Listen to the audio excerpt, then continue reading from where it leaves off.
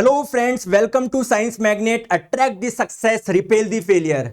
दोस्तों, जैसा कि आप लोग यहां पर देख पा रहे हैं, चांद पर जाने का आखिरी मौका। बिल्कुल सही बात है। ये नासा का एक मिशन है जिसके तहत वो कुछ एंट्रीज ले रहे हैं। तो जिन जिन की एंट्रीज होगी उनके नामों को एक पेन ड्राइव में भर के चंद्रमा के चारों ओर चक्कर लगाया जाएगा। तो आप भी अपना नाम रजिस्टर कर सकते हैं। कैसे आप लोग नाम रजिस्टर कर सकते हैं, क्या इस मिशन का उद्देश्य है, सारी चीजें हम लोग डिस्कस करते हैं। तो सबसे पहले मैं आपको बता दूं, नासा का जो ये मिशन है उसका नाम है आर्टेमिस। और आप लोग यहां पर देख सकते हो ट्विटर हैंडल जो है इस मिशन का, नासा आर्टेमिस।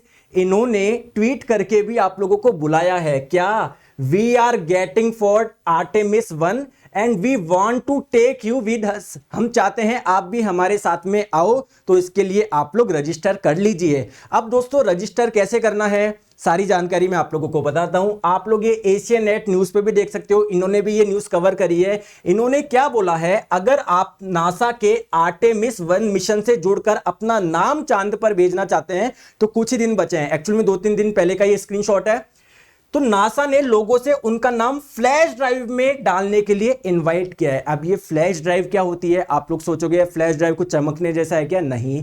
जैसा कि आप लोगों को पता है, पेन ड्राइव आप लोग जानते हो, तो अमेरिकन इंग्लिश में पेन ड्राइव को ही फ्लैश ड्राइव के नाम से जाना जाता है। जब आप लोग गूगल पे सर्च करोगे व्हाट इज फ्लैश ड्राइव, तो वहां पर आएगा एक डिवाइस जिसका कार्य होता है डाटा को संग्रहित करना। बेसिकली आप लोगों की क्या है, वो पेन ड्राइव है। अब बात आती है सर रजिस्टर कैसे करें, तो इसकी लिंक मैंने यहां पर दे रखी है, डिस्क्रिप्शन में भी मैं आप लोगों को दे दूंगा। तो जब आप लोग लिंक पे क्लिक करेंगे तो कुछ इस प्रकार की विंडो यहां पर खुलेगी। आप लोगों से क्या पूछा जाएगा, आपका पहला नाम, आपका आखिरी नाम, और आप लोगों को एक पिन जनरेट करना पड़ेगा। जैसे ही आप लोग यहां पर सबमिट करेंगे, जैसे मैंने मेरा नाम डाल दिया नीरज जाएंगे, मैंने यहां पर अपना एक पिन जनरेट कर दिया। तो कुछ इस प्रकार से करके जब मैं सबमिट करूंगा तो ऐसे एक बोर्डिंग पास आ जाएगा। जैसे जब हम लोग फ्लाइट में ट्रेवल करते हैं तो उससे पहले हम लोगों को एक बोर्डिंग पास मिलता है ना, तो आपका नाम भी चंद्रमा पर जा रहा है, इसके लिए आपको भी एक बोर्डिंग पास मिलेगा। जैसे मेरे को मिल गया बोर्डिंग पास, ठीक है, नीरज जांगेड़। इसमें सारी चीजें दे दी कि भैया लॉन्च जिस व्हीकल के माध्यम से लॉन्च होगा उसका नाम क्या है, स्पेसक्राफ्ट का नाम क्या है, सारी चीजें मैं आप लोगों को बताता हूं कि यार स्पेसक्राफ्ट क्या होता है, रॉकेट क्या होता है, सारी चीजें हम लोग डिस्कस करेंगे। तो पहले तो मैं इस मिशन का नाम आपको बता दूं, जो अभी मैंने बताया, इस मिशन का नाम है आर्टेमिस 1। आप लोगों से एग्जाम में क्वेश्चन पूछा जा सकता है कि भैया उस मिशन का नाम बताइए जिस मिशन के तहत लोगों का नाम चंद्रमा के चारों ओर भेजा जाने वाला है, तो उसका नाम हो जाएगा आर्टेमिस 1। दोस्तों, इसमें जो रॉकेट इस्तेमाल किया जाएगा उस रॉकेट का नाम है SLS, और जिस स्पेसक्राफ्ट का इस्तेमाल किया जाएगा उसका नाम है ओरियन। अब आपके मन में क्वेश्चन आएगा कि सर मिशन तो हम लोग जानते हैं क्या होता है, क्योंकि हर मिशन को एक नाम देना पड़ता है, बट मुझे रॉकेट में और स्पेसक्राफ्ट में डिफरेंस जानना है कि क्या डिफरेंस होता है दोनों चीजों में। तो आइए हम लोग पहले यही डिस्कस कर लेते हैं, रॉकेट और स्पेसक्राफ्ट में डिफरेंस क्या होता है। देखो, अगर कोई भी, जैसे मान लीजिए कोई भी चीज है, जब आप लोग छोड़ोगे तो कहां पर आ रही है, नीचे की ओर आ रही है। कारण क्या है, ग्रेविटी, गुरुत्वाकर्षण। तो अगर आप लोग किसी चीज को बहुत दूर भेजना चाहते हैं, इतनी दूर भेजना चाहते हैं कि वो मून के चारों ओर चक्कर लगाए, तो क्या हमारे में इतनी पावर है क्या? नहीं। तो कोई ऐसी चीज होनी चाहिए ना, जैसे मान लो मैं चाहता हूं इस पेन को बहुत दूर ले जाना, तो मैं किसी का इस्तेमाल करना चाहूंगा जो इस पेन को बहुत ऊपर ले जाए और वहां पर जाके छोड़ दे। समझ रहे हो? तो बेसिकली इसके लिए हम लोग इस्तेमाल करेंगे रॉकेट का।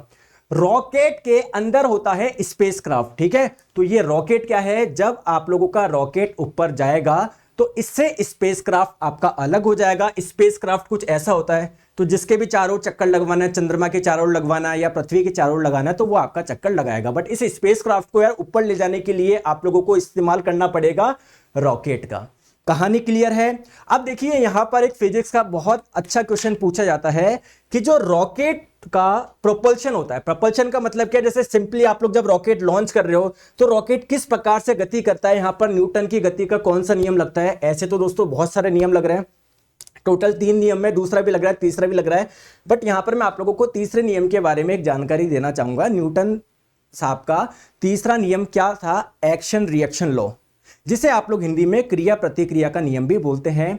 न्यूटन साहब के ये जो तीसरा नियम था, इसके तहत उन्होंने क्या बताया कि अगर एक बॉडी दूसरे पे जितना फोर्स लगा रही है, दूसरी बॉडी भी पहले पे उतना ही फोर्स लगाएगी और अपोजिट डायरेक्शन में। जैसे ये बोर्ड है या कोई वॉल है, आप इस वॉल को जितना फोर्स से प्रेस करेंगे आपको उतना ही ज्यादा दर्द होगा, क्योंकि दीवार भी आप पे उतना ही फोर्स लगा रही है। तो यहां पर क्या होता है, जो भी फ्यूल होता है, ईंधन होता है, जब वो जलता है तो कुछ गैसेस आप लोगों की लीक होती है। तो ये गैसेस क्या होती है, एयर पे फोर्स लगाती है, और एयर इतना ही फोर्स इन पे लगाती है, लेकिन अपोजिट डायरेक्शन में। गैस लगा रही थी इधर, एयर लगाएगी इधर, जिसकी वजह से ये मूवमेंट कर पाते हैं। तो ये है न्यूटन का थर्ड लॉ, क्लियर, जिसे आप लोग क्रिया प्रतिक्रिया का नियम भी बोलते हैं। अब आते हैं कि सर नासा के बारे में थोड़ी सी बात बताइए। नासा अमेरिका की नेशनल एजेंसी है जिसका कार्य होता है लॉन्चिंग वगैरह करना। जैसे आप लोगों को पता है भारत में यह कार्य इसरो के द्वारा होता है, जिसकी फुल फॉर्म होती है इंडियन स्पेस रिसर्च ऑर्गेनाइजेशन। वैसे ही दोस्तों अमेरिका की जो नेशनल एजेंसी है इसका नाम है नासा, इसकी फुल फॉर्म है national aeronautics and space administration. ये हाल ही में क्वेश्चन पूछा गया था रेलवे एनटीपीसी सीबीटी 2 के जीके में, नासा की फुल फॉर्म। तो आप लोग फुल फॉर्म भी याद रखिए, हेडक्वार्टर भी याद रखिए। सेम आई होप आप लोगों को इसरो की तो याद होगी ही होगी, इंडियन स्पेस रिसर्च ऑर्गेनाइजेशन। चले आगे, चलिए अब दोस्तों ये आर्टेमिस 1 मिशन है क्या, इसका उद्देश्य क्या है, थोड़ा सा हम लोग और जानते हैं। तो पहली बात यह है कि इसके लिए जो लॉन्च पैड, मतलब रॉकेट लॉन्च कहां से होगा, जो लॉन्च पैड तैयार किया गया है वो कौन सी जगह किया गया है, वो किया गया है दोस्तों फ्लोरिडा में। उस जगह का नाम क्या है, उस जगह का नाम है कैनेडी स्पेस सेंटर। एक्चुअली में इस रॉकेट को अगर आप लोगों को ऊपर भेजना है तो पहले फ्यूल भरना पड़ेगा ना, क्योंकि फ्यूल जलेगा तभी तो रॉकेट को एनर्जी मिलेगी, तभी तो वो ऊपर जाएगा। कहानी क्लियर है ना, ठीक है। बट इसके लिए दोस्तों 3 बार कोशिश हो चुकी है और बिल्कुल वो फेल हुई है। तो अगर है ना, इसको पूरी रिहर्सल बोलते हैं, वेट ड्रेस रिहर्सल। बेसिकली पूरी चेकिंग होती है रॉकेट की लॉन्चिंग वगैरह की कि बिल्कुल सब कुछ सही है ना। तो 3 बार इसमें फेल हो चुके हैं। अगर चौथी बार सब कुछ सही रहा तो बेसिकली अगस्त में जो रॉकेट होगा वो लॉन्च के लिए रेडी हो जाएगा। तो आपका नाम चंद्रमा के चारों ओर जो घूमेगा वो अगस्त के बाद में घूम जाएगा, अगर आप लोग रजिस्टर करते हो, ठीक है। अब देखिए एक्चुअली में आपको पता है चंद्रमा पर जाने वाले सबसे पहले व्यक्ति थे नील आर्मस्ट्रॉन्ग। तो वो भी तो किसी ना किसी मिशन के तहत गए होंगे। तो उस मिशन का नाम था अपोलो 11, और इस वाले मिशन का नाम क्या रखा गया है, आर्टेमिस रखा गया है। एक्चुअली में अपोलो और आर्टेमिस किसके रूप में जाने जाते हैं, देवी देवता के रूप में जाने जाते हैं ना। ये देवता और ये देवी ये जुड़वा थे, इसीलिए है ना। बेसिकली देखो आप लोग देख सकते हो कि जो नाम है ना आर्टेमिस, उसको ग्रीक पौराणिक कथाओं से अपोलो की जुड़वा बहन के नाम पर लिया गया है। अपोलो एक देवता है और ये एक देवी है ग्रीक पद्धति के अनुसार। समझ में आ गया दोस्तों। जो आर्टेमिस है ये देवी है और इनको चंद्रमा की देवी के रूप में भी जाना जाता है। कहानी क्लियर है, ओके। अब सर ये जो यान जाएगा है ना, जो अंतरिक्ष यान जाएगा वो क्या खाली जाएगा क्या, नहीं दोस्तों खाली नहीं होगा। इसमें एक्चुअली में ह्यूमंस की डम्मी जाएगी, पुतले जाएंगे, जिनको किससे, जिनके चारों ओर क्या होगा, इनके चारों ओर होगा दोस्तों रेडिएशन जैकेट। क्यों सर, क्योंकि आप लोगों को पता है वहां पर रेडिएशन होंगे। तो हम लोग देखना चाह रहे हैं वो रेडिएशन कितने खतरनाक है, कितने खतरनाक है। जैकेट क्या उनको मतलब जैकेट से क्या वो पुतले बच सकते हैं क्या, क्योंकि अल्टीमेटली फ्यूचर में हम लोगों भी बहुत सारे रेडिएशन को झेलने वाले हैं। तो इससे हम लोगों को पता पड़ जाएगा हमारे आने वाले पर्यावरण की आगे स्थिति क्या होगी, हम लोग कैसे बचाव कर सकते हैं। तो ये पूरा का पूरा क्या होगा, मकसद होगा। क्योंकि आप लोगों को पता है रेडिएशन बहुत खतरनाक चीज है, इससे आप लोगों को डिफरेंट डिजीज, बीमारियां और कैंसर भी हो सकता है। आई होप आप लोगों को ये जानकारी समझ में आई होगी। इस जानकारी को पूरी हो चुकी है, लेकिन इससे लास्ट में मैं क्वेश्चन पूछना चाहूंगा आप लोगों से, जो कि बहुत सारे एग्जाम में पूछा जाता है। पहले मैं आप लोगों को कॉन्सेप्ट बता देता हूं। जैसे देखिए ये क्या है, हमारी पृथ्वी है, ये हमारा अर्थ है। समझ में आ गया। अगर आप लोग यहां से कोई भी चीज को ऊपर फेंकोगे, कोई भी चीज को, जैसे मान लीजिए मैंने पेन को थोड़ा ऊपर फेंका तो नीचे आ गया ना, थोड़ा सा और तेज गति से फेंकूंगा तो थोड़ा ऊपर तक जाएगा, लेकिन अल्टीमेटली नीचे आ जाएगा।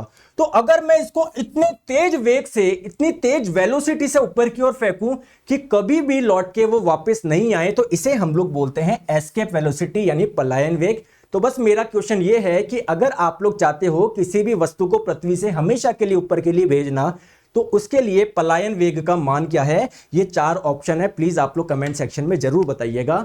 और आप लोग साइंस मैग्नेट ऐप डाउनलोड कर लीजिए, जहां पर आप लोग डेली क्विजेस, मेरे पेड कोर्सेज और आप लोग वहां पर इंफोग्राफिक्स एक्सेस कर सकते हैं, जिसके माध्यम से आप लोगों को साइंस में बहुत सारी चीजें जानने को मिलेगी। Thank you so much. Video को लाइक करें, शेयर करें, और आप लोगों को ये वीडियो कैसा लगा आप लोग जरूर बताइए। मेरी पूरी कोशिश रहेगी कि जितने भी करंट अफेयर्स है साइंस रिलेटेड मैं आप लोगों को कवर कराऊं, जिसके माध्यम से आप लोगों को सभी जानकारी साइंस रिलेटेड जो होनी चाहिए वो मिले। Thank you so much.